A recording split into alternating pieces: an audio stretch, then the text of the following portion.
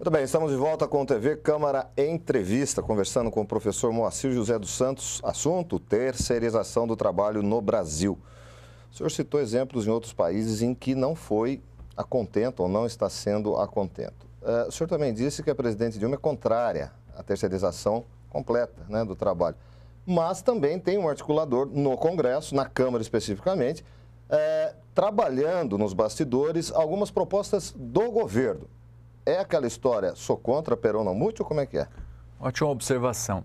Na verdade, a partir do momento em que o projeto ele foi aprovado na primeira votação, ele segue adiante.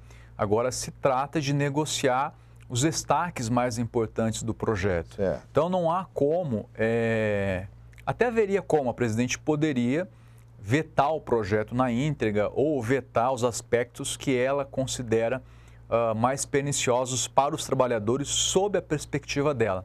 Porém, o custo político disso é muito alto e uma vez que é feito o veto, o projeto volta a ser analisado pela Câmara e ela pode restituir os artigos, aquilo que foi vetado. Então, isso seria uma derrota política.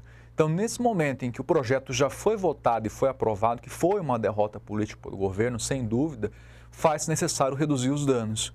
Então, o vice-presidente, Michel Temer, que recebeu a condição de principal articulador do governo junto ao parlamento, ele tem a missão, então, de negociar junto aos líderes dos partidos da base do governo e até mesmo com a oposição, algumas mudanças nesse projeto no sentido de tentar amenizar os impactos, especialmente na restrição de quais setores as empresas podem terceirizar. A presidente ela é contra a terceirização da atividade fim das empresas, não é?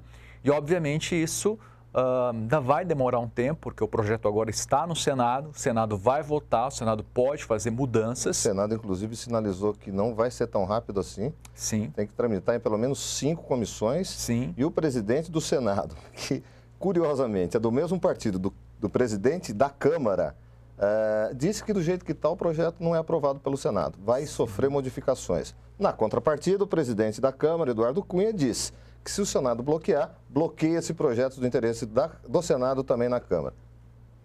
Ótima observação. Então, nesse ponto, o que nós conseguimos observar?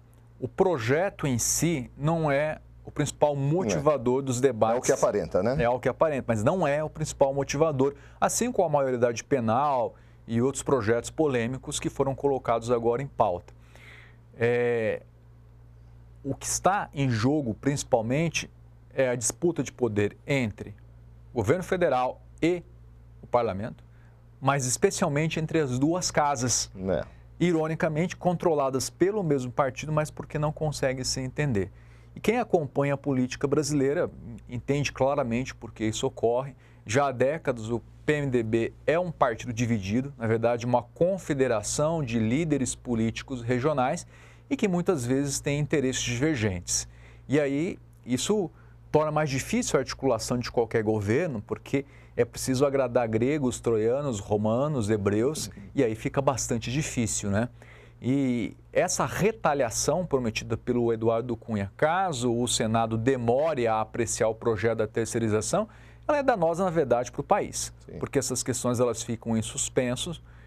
Já que o projeto da terceirização foi votado, seria importante que o debate se tornasse amplo com a sociedade, assim como a maioridade penal, mas o que nós observamos é que os projetos se tornam munição política de disputa entre as duas casas ou entre as forças que compõem as duas casas. Você citou a questão da redução da maioridade penal, a PEC, o projeto que está sendo votado, a redução da maioridade penal, ele é fundamentado em itens da Bíblia e não em estudos sociológicos, em estudos pedagógicos, não é? Que é o que interessaria exatamente para um projeto jurídico. Com todo o respeito àqueles que seguem as orientações da Bíblia, ela não pode ser utilizada como fundamento de um projeto de lei.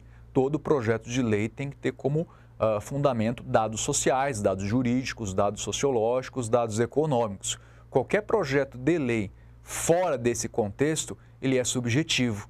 E é uma regressão. Agora, há uma divisão na opinião pública, inclusive. Não há uma briga só partidária, de bancadas, base oposição, parte da oposição favorável, enfim. Mas me parece meio rasa essa discussão enquanto por parte da opinião pública. O que é, na sua visão, professor, positivo, como eu abri o programa dizendo, uns pregam que é a modernização na mão de obra, a desoneração da empresa, outros dizem, mas vai achatar benefícios. O que tem de positivo na sua avaliação numa terceirização e tem também de preocupante, de negativo? Sob o ponto de vista das empresas, é inegável que a terceirização ela gera uma agilidade maior em termos de contratação e redução de custos. Isso é inegável. Mas, por outro lado, a terceirização ela não afeta só os trabalhadores, ela afeta a economia como um todo. Porque há uma possibilidade com a terceirização, isso é muito claro e vai se tornar realidade, se o projeto for aprovado da maneira como está, né? Se o final da discussão for como o projeto está, da redução da base de arrecadação do governo. Exatamente porque a tributação das empresas leva em conta, inclusive, a dimensão das empresas, micro, pequenas, grandes, médias empresas, né?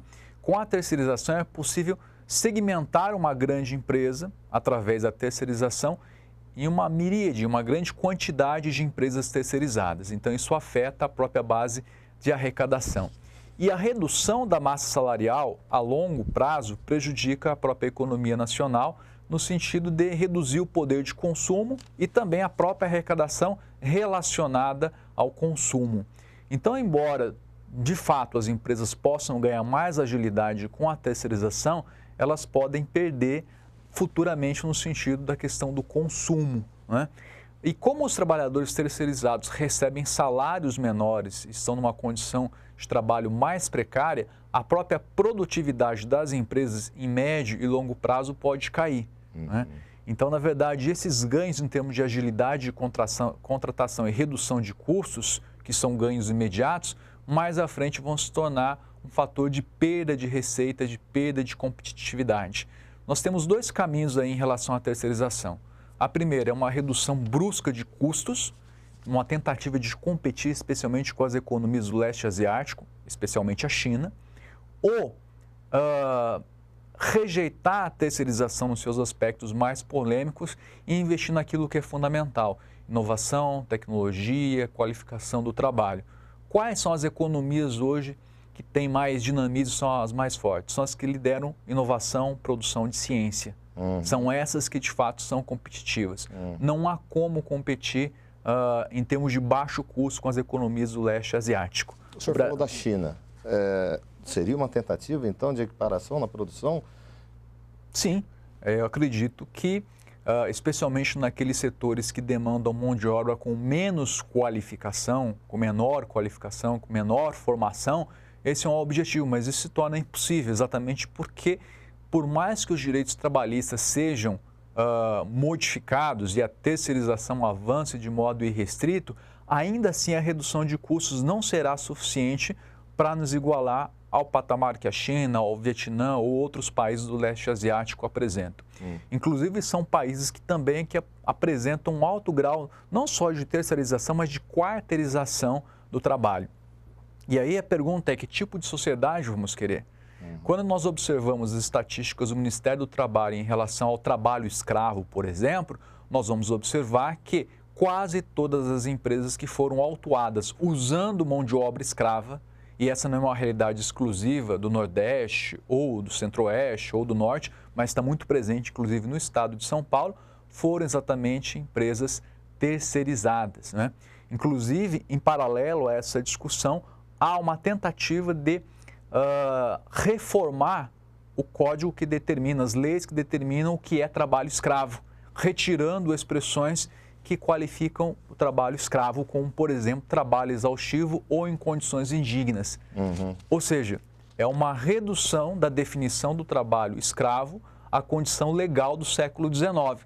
Ou seja, no limite da modificação que se propõe, nós só vamos poder considerar como trabalho escravo aquele trabalhador que vai estar acorrentado, quando as evidências empíricas, sociológicas, jurídicas mostram que o trabalho escravo ele pode ser operado de mais de uma forma. Até de uma forma maquiada como essa. Exatamente. Muito bem, nós estamos conversando com o professor Moacir dos Santos, que é professor de Economia Política e também historiador. Voltamos na sequência com o TV Câmara Entrevista. Até já.